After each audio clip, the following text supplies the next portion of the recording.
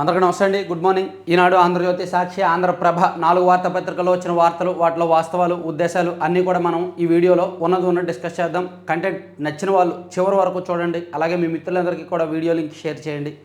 కొత్త వాళ్ళు మ్యాక్సిమం వచ్చేలాగా చూడాలి, అది మీ అందరి బాధ్యత.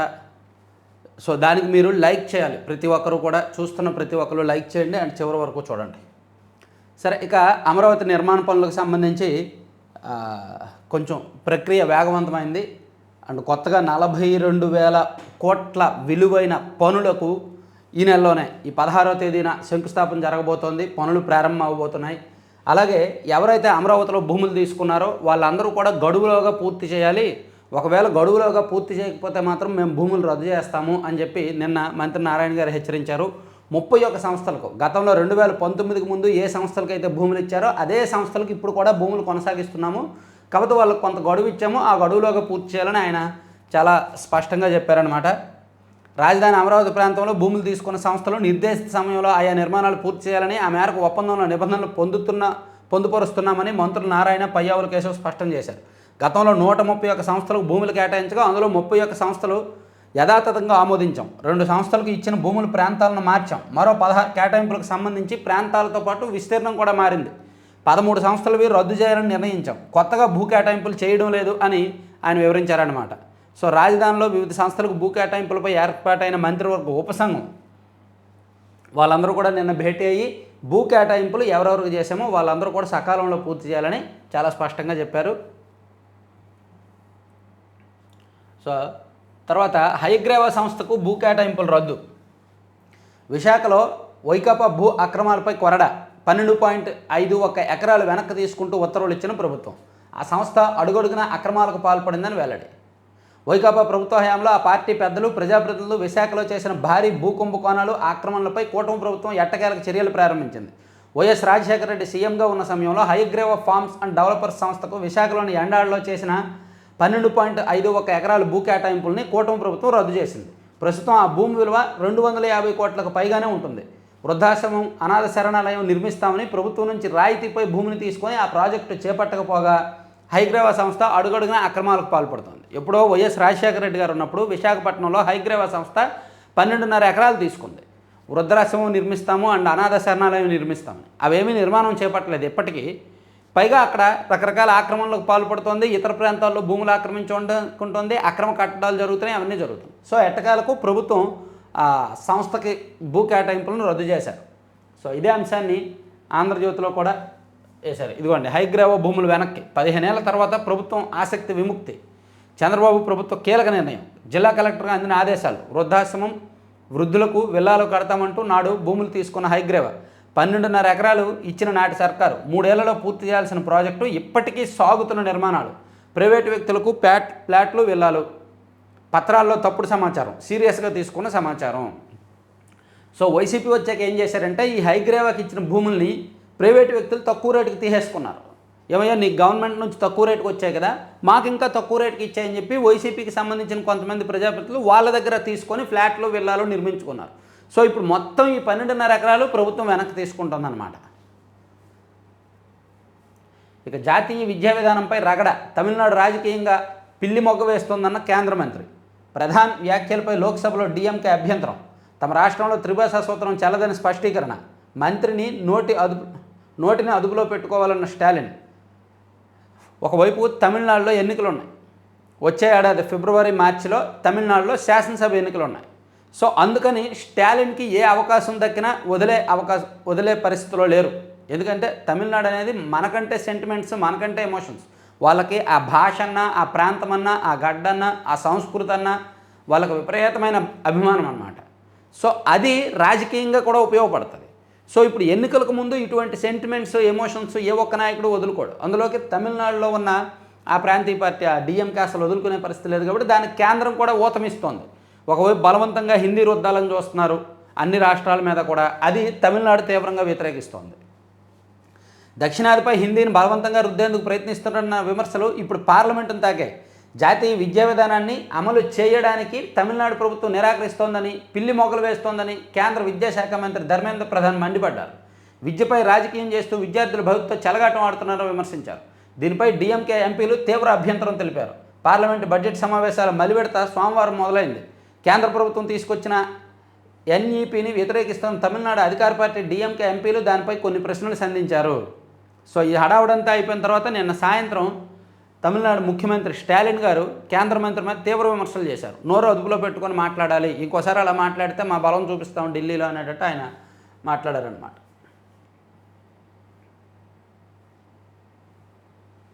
సో ఇవన్నీ మొదటి పేజీ వార్తలు. లోపల పేజీలకు వెళ్తే, హైకోర్టు ప్రతిష్టను ఉన్నత శిఖరాన్ని నిలపండి. సుప్రీంకోర్టు న్యాయమూర్తి జస్టిస్ ఎస్వి భట్టి ఈ లైబ్రరీ గ్రంథాలయం ప్రారంభోత్సవానికి ముఖ్య అతిథిగా హాజరు. ఆంధ్రప్రదేశ్లోని హైకోర్టులో గ్రంథాలయం అండ్ ఈ లైబ్రరీ ఈ రెండు ప్రారంభమయ్యాయి. దానికి సుప్రీంకోర్టు న్యాయమూర్తిగా ఉన్న భట్టి గారు హాజరయ్యి హైకోర్టు ప్రతిష్టను ఉన్నత శిఖరాన్ని నిలపండి అని చెప్పారనమాట. తర్వాత రాష్ట్రంలో వడగాలుల సెగలు. నంద్యాల జిల్లా బండి ఆత్మకూరులో 38.3 డిగ్రీలు. ఇంకా పూర్తిగా మే నెల రాలేదు, పూర్తి స్థాయి వేసవకాలం రానేలేదు. అప్పుడే ఉష్ణోగ్రతలు 40 వరకు వెళ్తున్నాయి. లొంగిపోతాడా లేదా? బోరుగడ్డకు నేటితో ముగియనున్న మధ్యంతర బయలు గడువు. సో 1వ తేదీ నుంచి మార్చి 1 నుంచి మార్చి 11 వరకు రెండోసారి మధ్యంతర బెయిల్ పొందిన బోరుగడ్డ అనిల్ ఈ రోజుతో లాస్ట్. సో ఈరోజు వచ్చి లొంగిపోతాడా లేదా కోర్టులో అనేది అందరికీ సస్పెన్స్గా ఉంది.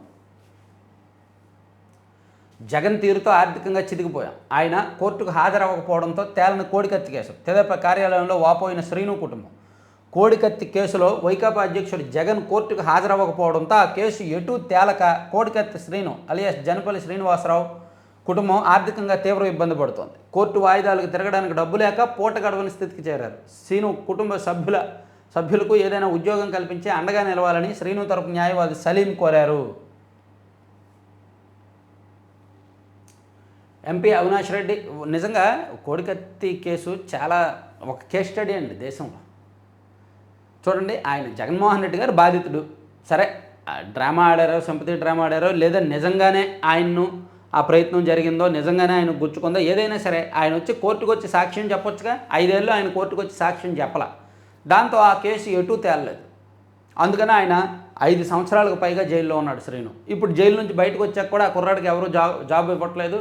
భృతి కూడా కష్టంగా ఉంది వాళ్ళకి. అందుకే వాళ్ళు నిన్న టీడీపీ ఆఫీస్కి వచ్చి అడిగారంట. ఎంపీ అవినాష్ రెడ్డి, భాస్కర్ రెడ్డి చిత్రహింసలు పెట్టారు. అనంతపురం జిల్లాకు చెందిన శేషానందరెడ్డి పోలీసులకు ఫిర్యాదు. భార్యాభర్తల గొడవల్లో కడప ఎంపీ అవినాష్ రెడ్డి, ఆయన తండ్రి భాస్కర్ రెడ్డి తలదూర్చి తనను చిత్రహింసలు పెట్టారని అనంతపురం గ్రామీణ మండలం ఆకుతోటపల్లికి చెందిన శేషానందరెడ్డి ఆరోపించారు. వారిపై చర్యలు తీసుకోవాలని సోమవారం ఎస్పీ కార్యాలయంలో నిర్వహించిన ప్రజా ఫిర్యాదుల పరిష్కార వేదికలో ఫిర్యాదు చేశారంట.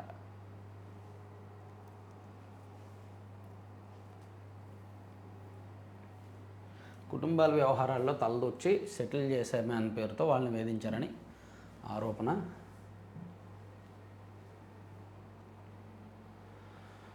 ఆడబిడ్డకు 50,000, మగపిల్లాడికి దూడ ఆవు. విజయనగరం ఎంపీ కలిశెట్టి అప్పలనాయుడు గారు ఒక అద్భుతమైన హామీ ఇచ్చారు. 3వ కాన్పులో ఎవరికైనా ఆడపిల్ల పుడితే తన విజయనగరం పార్లమెంటు పరిధిలో తన పదవితో సంబంధం లేకుండా జీవితాంతం 3వ కాన్పులో ఆడబిడ్డ పుడితే 50,000 రూపాయలు తక్షణమే ఇస్తాను, డిపాజిట్ చేస్తాను వాళ్ళ పేరిట. ఒకవేళ 3వ కాన్పులో మగబిడ్డ పుడితే ఆవు దూడ ఇస్తాను అని ఆయన హామీ ఇచ్చారనమాట. చాలా మంచిది కదా. ఘనంగా వివాహ ఆశీర్వచనం. వెంకయ్యనాయుడు మనవడు విష్ణుబాబు దంపతులను ఆశీర్వదించిన ప్రధాని మోదీ. ఆహారమే మెడిసిన్, వంటగదే ఫార్మసీ. రాష్ట్రంలో 50 లక్షల ఎకరాల్లో ప్రకృతి సేద్యాన్ని విస్తరిస్తాం. ప్రభుత్వ సలహాదారుగా నోరి దత్తాత్రేయుడు నియామకం. మంటాడా టు మ్యాన్ హ్యాటన్ పుస్తకావిష్కరణ సభలో సీఎం. మనం తీసుకునే ఆహారమే ఔషధం, వంటగదే ఫార్మసీ. రోగాలు రాకుండా చూసుకోవాల్సిన బాధ్యత మనపైనే ఉందని ముఖ్యమంత్రి చంద్రబాబు నాయుడు వెల్లడించారు. విజయవాడలో సోమవారం ప్రముఖ క్యాన్సర్ వైద్యులు నోరి దత్తాత్రేయుడు రచించిన మంటాడా టు మ్యాన్ హ్యాటన్ పుస్తకాన్ని సీఎం ఆవిష్కరించారంట. జాతీయ విద్యా విధానంపై రగడ. విమ్స్లో విజయవంతంగా కాలేయ మార్పిడి చికిత్స. లలిత్ మోడీకి షాక్. 102 పౌరసత్వం రద్దు. ఐపీఎల్ నిధుల కుంభకోణంలో నిందితుడైన మాజీ చైర్మన్ లలిత్ మోదీకి గట్టి షాక్ తగిలింది. గత 15 ఏళ్లుగా బ్రిటన్లో తలదాచుకుంటున్న ఆయన ఇటీవల పొందిన 102 పౌరసత్వం రద్దయిందంటండి.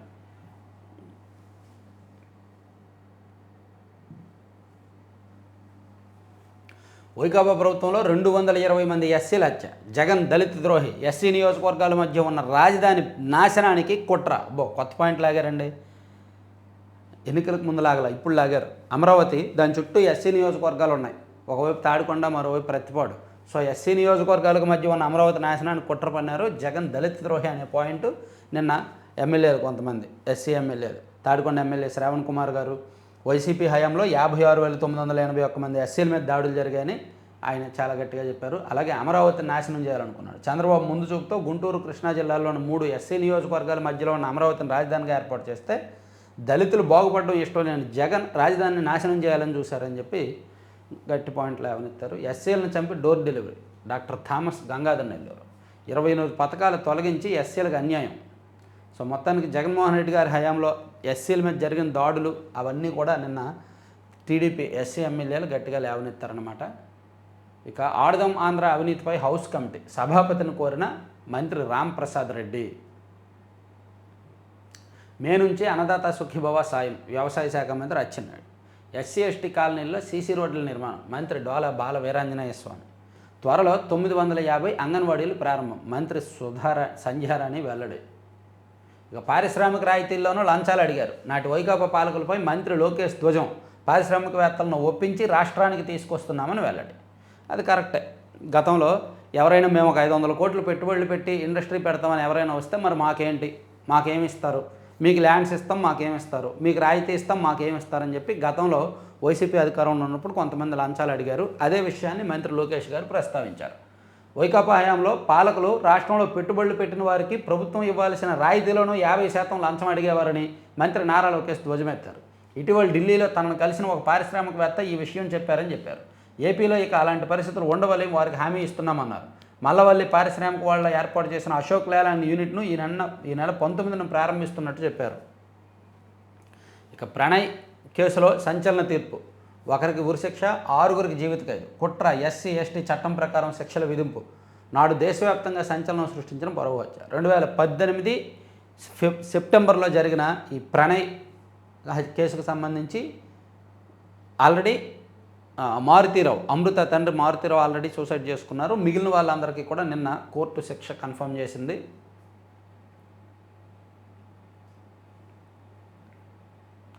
మద్యంపై వైకాపా ఎంపీ మిథున్ రెడ్డికి 3,113 కోట్ల కమిషన్లు. మద్యం కుంభకోణంలో వైకాపా ఎంపీ మిథున్ రెడ్డి 3,113 కోట్లు కొల్లగొట్టినట్టు తెదేపా పేర్కొంది. ఈ మేరకు సోమవారం తన అధికారిక ఫేస్బుక్ ఖాతాలో పోస్ట్ పెట్టిందంట. త్వరలో మిథున్ రెడ్డికి నోటీసులు ఉంటాయి, అరెస్టులు ఉంటాయి, అవన్నీ ఉండేటట్టున్నాయి. పోసాని కేసు దర్యాప్తుపై ఉన్నతాధికారులు మంతనాలు. ఓకే, ఇవన్నీ ఈనాడు కాసేపు పక్కన పెడదాం. సాక్షికి వెళ్దాం. సాక్షిలో చూసుకుంటే అంగన్వాడీ ఆగ్రహ వేడి. టీడీపీ కూటమి సర్కారు మోసాలపై మహిళల పోరుబాట. రైల్వే స్టేషన్లు, బస్టాండ్లు, టోల్ గేట్ల వద్ద ఎక్కడికక్కడ నిర్బంధాలు. రెడ్ బుక్ రాజ్యాంగ అణచివేత చర్యలు. పోలీసు ఆంక్షలను ఎదిరించి విజయవాడ మహాధర్నాకు భారీగా హాజరైన అంగన్వాడీలు. వేతనాల పెంపు, గ్రాట్యుటీపై కూటమి నేతలు నాడొక మాట నేడొక మాట. సమస్యల పరిష్కారం కోసం గత ప్రభుత్వంలో 6 జీవోలు జారీ. వీళ్ళకి రాయడానికి అంటే ఆల్రెడీ మనం చెప్పుకున్నాం వీళ్ళకి ఏం ఉండదని.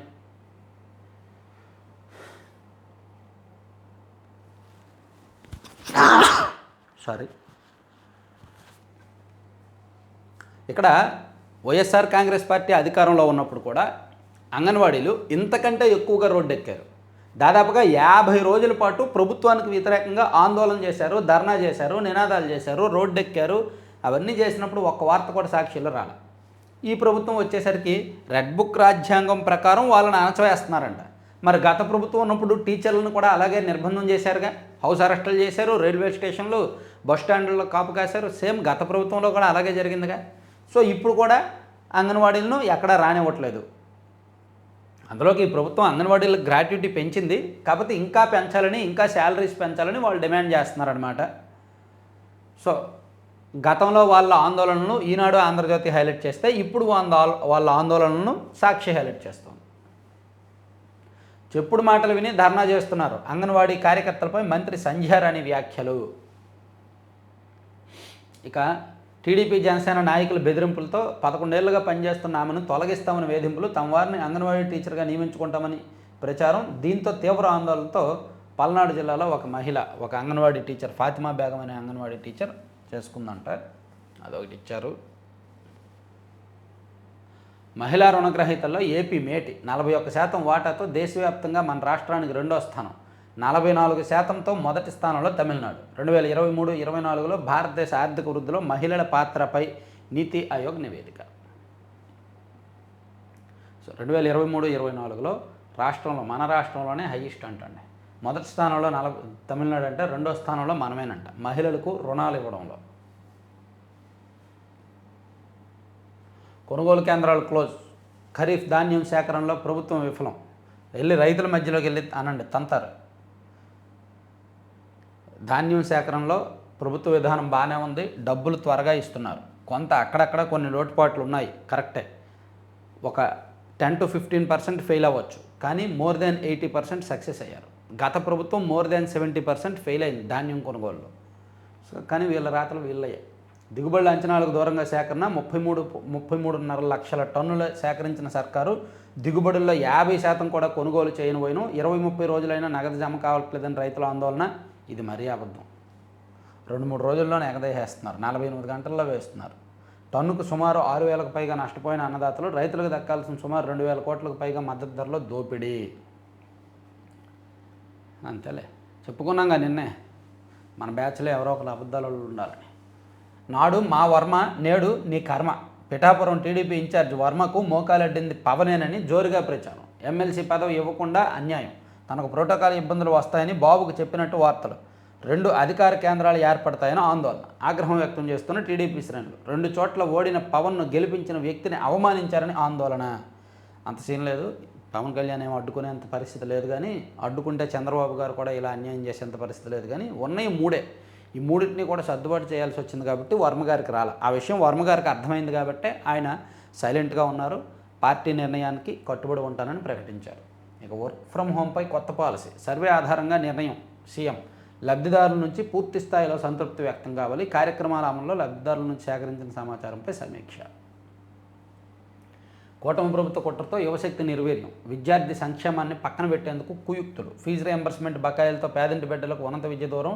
5 త్రైమాసికాలకు చెల్లించాల్సింది 3,500 కోట్లు. హాస్టల్ ఖర్చుల కింద ఇవ్వాల్సిన 1,100 కోట్లకు మంగళం. వీళ్ళు బకాయి పెట్టింది వీళ్ళే రాసుకున్నారు. పాపం వైసీపీకి ఎంత కర్మ పెట్టిందంటే, వాళ్ళే కరెంటు ఛార్జీలు పెంచడానికి కారణమై వాళ్ళే కరెంటు ఛార్జీల పెంపునకు వ్యతిరేకంగా ధర్నాలు చేస్తున్నారు. అంటే నేను ఫ్యాక్టే చెప్తున్నా. ఈవెన్ ఫీజు రియంబర్స్మెంట్ బకాయిలు కూడా వాళ్ళ వల్లనే ఉన్నాయి. అయినా సరే వాళ్ళే ఫీజు రియంబర్స్మెంట్ బకాయిల మీద రోడ్డెక్కి ధర్నాలు చేస్తున్నారు. పాపం ఈ పరిస్థితి ఎవరికి రాకూడదు. పోసానిపై ఎలాంటి కఠిన చర్యలు వద్దు. జనసేన నేత ప్రోద్బలంతోనే నా భర్త హత్య. జనసేన నాయకుడు ప్రోద్బలంతో నా భర్తను హత్య చేసి ఆత్మహత్యగా చిత్రీకరిస్తున్నారు. నా భర్తను నాకు కాకుండా చేసిన వ్యక్తులను శిక్షించాలని పశ్చిమ గోదావరి జిల్లా పడమర విప్పర్రుకు చెందిన ఉమాదేవి పెంటపాడులో నిరాహార దీక్ష చేపట్టారంట. భీమవరంలో క్రికెట్ బెట్టింగ్. పశ్చిమ గోదావరి జిల్లా భీమవరంలో క్రికెట్ బెట్టింగ్కి పాల్పడుతున్న ముఠా సభ్యులు 4గురిని పోలీసులు అరెస్ట్ చేశారంటండి. వారి నుంచి 13 లక్షలు స్వాధీనం చేసుకున్నారు. ఈసీ తీరుపై అన్ని అనుమానాలే. ఓటర్ల జాబితా అవకతవకలు, ఇష్టారాజ్యంగా ఓటర్ల తొలగింపు తదితర అంశాలను విపక్ష పార్టీలు లోక్సభలో లేవనెత్తాయి. 2027పై ఇప్పుడే చెప్పలేను. వచ్చే వరల్డ్ కప్పై రోహిత్ స్పందన. స్వదేశానికి చేరిన టీమిండియా.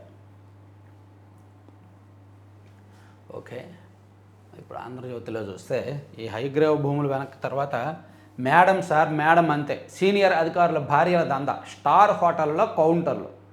ఇది రాష్ట్రంలో ఉన్న కొంతమంది ఐఏఎస్ అధికారులు ఫైల్స్ మూవ్ చేయట్లేదు, వాళ్ళకి డబ్బులు వచ్చిన ఫైల్సే మూవ్ చేస్తున్నారు, డబ్బులు రాని ఆపేస్తున్నారని మనం గతంలో చెప్పుకున్నాం కదా. అదే ఇప్పుడు ఆంధ్రజ్యోతిలో ఆల్మోస్ట్ రాశారు. వాళ్ళు డైరెక్ట్గా దందాలు చేయకుండా వాళ్ళ కుటుంబ సభ్యులు ఇన్వాల్వ్ అయ్యి వాళ్ళ భార్యల పేరిట సెటిల్మెంట్లు చేస్తున్నారు, ఫైల్స్ క్లియరెన్స్ చేయిస్తున్నారు, డబ్బులు లంచాలు తీసుకుంటున్నారని ఆంధ్రజ్యోతిలో చాలా స్ట్రాంగ్గా రాశారు. సార్తో ఏదైనా పని కావాలంటే ముందుగా మేడంను కలవాలి. సార్ అపాయింట్మెంట్కు ఒక రేటు, పని చేయించడానికి మరో రేటు ఉంటుంది. పనిని బట్టి రేటు ఎంత అన్నది మేడం నిర్ణయిస్తారు. మేడం ఓకే చెప్తేనే పని జరుగుతుంది, లేకుంటే అంతే. కూటమి ప్రభుత్వంలో కొందరు ఉన్నతాధికారుల అవినీతి భాగవతం ఇది. సెటిల్మెంట్లకు స్టార్ హోటళ్ళు వేదికలు అవుతున్నాయి. కొందరు మేడంలో ఏకంగా ఆఫీసులే తెరిచారు. అంతేనా, సహాయకులను కూడా నియమించుకున్నారు. ఇంకా ప్రత్యేక వాట్సాప్ గ్రూపులో లంచ్ మీటింగులతో జోరుగా వ్యవహారాలు చక్కబెడుతున్నారు. వైసీపీ ప్రభుత్వ హయాంలో ఓ వెలిగిన అనేక మంది డిప్యూటీ కలెక్టర్లను కీలకమైన డివిజన్లకు ఆర్డీఓలుగా నియమించడంలో ఓ అధికారి పాత్ర ఉంది. ఇందుకోసం సార్ గారు మేడం పెద్ద కౌంటర్ అని నడిపారని తెలిసింది. సో జగన్ జమానాలో ఏదైతే జరిగిందో ఇప్పుడు కూడా అదే జరుగుతోంది కూటమి ప్రభుత్వంలో కూడా. స్టార్ హోటళ్లలో అధికారుల యొక్క భార్యలు సెటిల్మెంట్లు దందాలు నడిపిస్తున్నారు అని ఆంధ్రజ్యోతిలో రాశారు. కొత్త పుంతలు తొక్కిన అవినీతి, కొందరు ఉన్నతాధికారుల అక్రమాలకు తోడుగా భార్యలు, సార్ అపాయింట్మెంట్, సంతకం కావాలంటే మేడంను కలవాల్సిందే, పనిని బట్టి రేటు నిర్ణయం, స్టార్ హోటల్స్లో మీటింగులు, కొందరు ఆఫీసులే పెట్టేశారు, సర్కారీ తీరును అలుసుగా తీసుకొని చెలరేగుతున్న అక్రమార్కులు అని చెప్పి ఒక పెద్ద వార్త ఆంధ్రజ్యోతిలో వేశారు.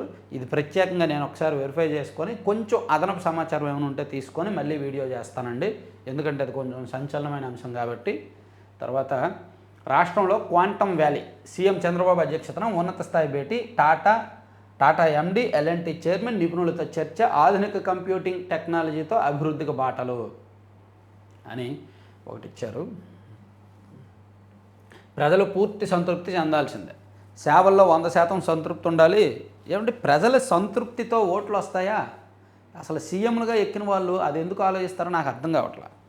గతంలో జగన్మోహన్ రెడ్డి గారు ఉన్నప్పుడైతే 93% సంతృప్తి ఉంది ప్రజల్లో, సో మనకి 175 వచ్చేస్తాయని అనేవారు. అంతకుముందు 2019కి ముందు చంద్రబాబు నాయుడు గారు సీఎంగా ఉన్నప్పుడైతే 87% ప్రజల్లో సంతృప్తి ఉంది. ఈ రాష్ట్రంలో ఉన్న మొత్తం ఇళ్లలో 87% మన సేవల పట్ల సంతృప్తిగా ఉన్నారు, కాబట్టి మనకు ఓట్లు వచ్చేస్తాయి అనేవాళ్ళు.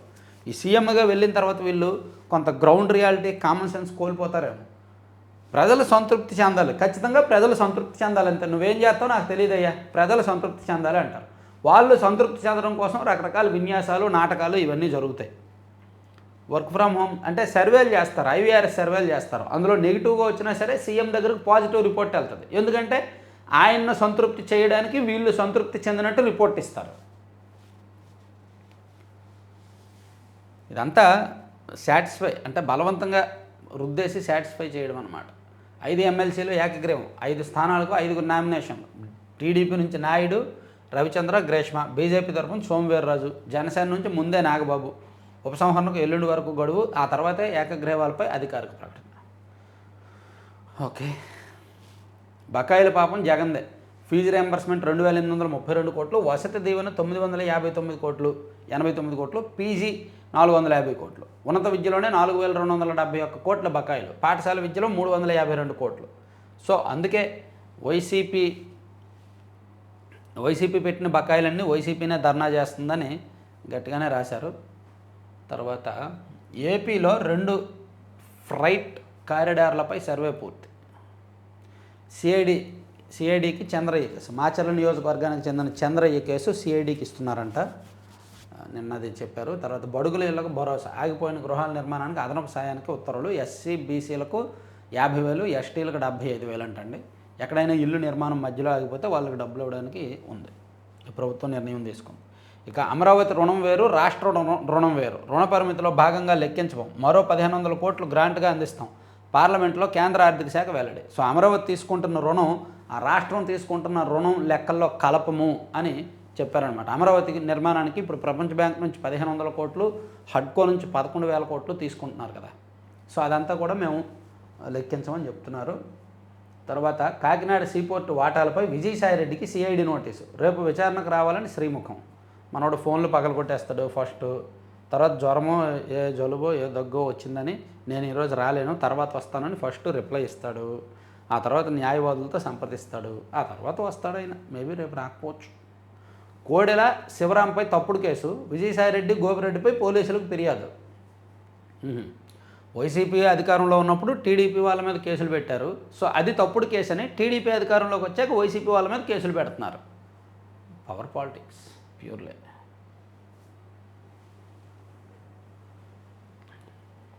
కూటమి జోష్, శాసనమండలిలో పెరుగుతున్న టీడీపీ బలం ఇంకా పెరగాలి. 2027 వరకు వైసీపీనే బలంగా ఉంటుంది శాసనమండలిలో. 2027 తర్వాత వైసీపీ బలహీనం అవుద్ది, అప్పుడు వాళ్ళు శాసనమండలికి కూడా వెళ్ళడం మానేస్తారేమో మేబీ. 2027 వరకు శాసనమండలిలో వైసీపీ వాళ్ళదే హవా. 2027లో వైసీపీ వాళ్ళు ఒకేసారి ఒక 22 మంది పదవీ కాలం అయిపోద్ది, 25 మంది.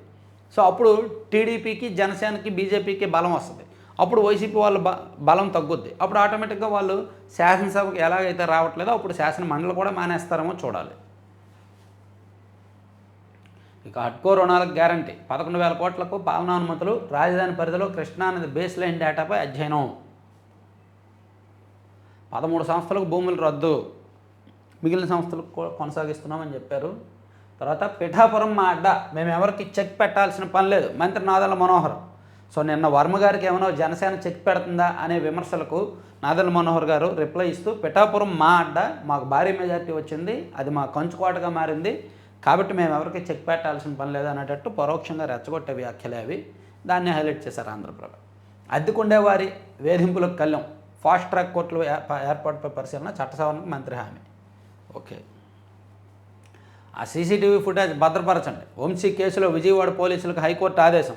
మరోవైపు కింది కోర్టులో custody petition dismiss, bail petition పైన విచారణ వాయిదా, జైలులో దిండు దుప్పటి సౌకర్యానికి అంగీకారం. సో వల్లభనేని వంశీకి కస్టడీకి ఇవ్వండి అని పోలీసులు వేసిన పిటిషన్ను కోర్టు కొట్టేసింది, కస్టడీకి ఇవ్వాలని ఒప్పుకోలేదు.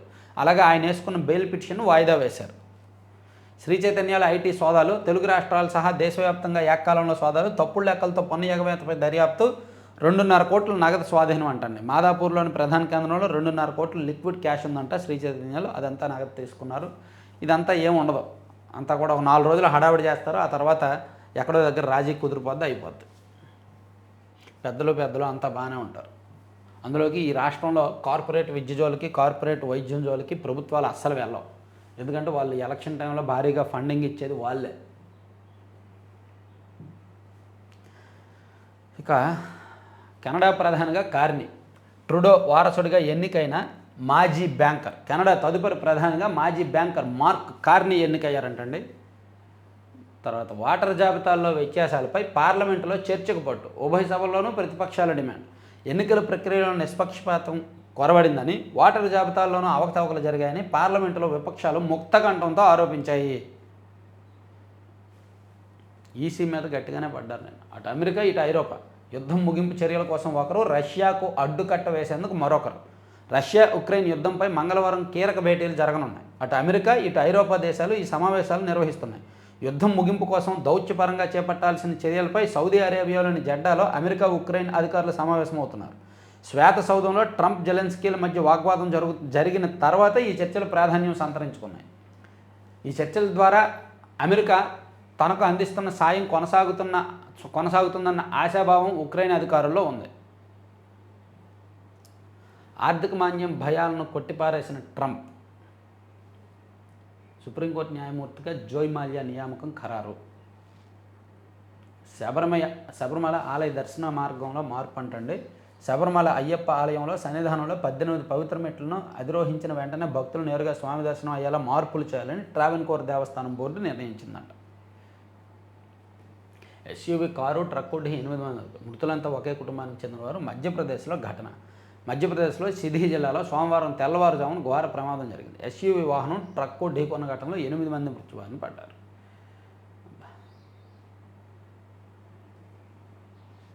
సరే, ఇవ్వండి మొత్తం 4 పత్రికల్లో వార్తాంశాలు. మరిన్ని కీలకమైన అంశాలతో మనం మళ్ళీ కలుద్దాం. ఈరోజు కొంచెం జర్నీ ఉంది, అందుకని త్వరగా ముగించాను. హైదరాబాద్ వెళ్తున్నా, వెళ్ళి మళ్ళీ వెంటనే సాయంత్రానికి వచ్చేస్తాను. రేపు మార్నింగ్ యాజ్ యూజువల్ మనం స్క్రీన్ మీద చేసుకుందాం. చివరి వరకు చూసిన వాళ్ళందరూ కూడా కొత్త వాళ్ళకి మన వీడియో లింక్ షేర్ చేయండి అండ్ సబ్స్క్రైబ్ చేసుకోండి. ఏమైనా సలహాలు, సూచనలు ఇవ్వాలంటే నాకు కింద డిస్క్రిప్షన్లో నా మెయిల్ ఐడి ఉంది, నా మెయిల్ ఐడికి మెయిల్ చేయండి. అలాగే ఎప్పుడు జూన్, జూలై నెలల్లో మనం కొత్తగా ఒక యాప్ లాంచ్ చేయబోతున్నామని చెప్పాను కదా, ఆ యాప్కి సంబంధించి కూడా ఏర్పాట్లు జరుగుతున్నాయి. ఆ డిజైన్ కూడా ప్రారంభించాము. ఇంకో నెల 15 రోజుల్లో మొత్తం రెడీ అయిపోతుంది. Thank you.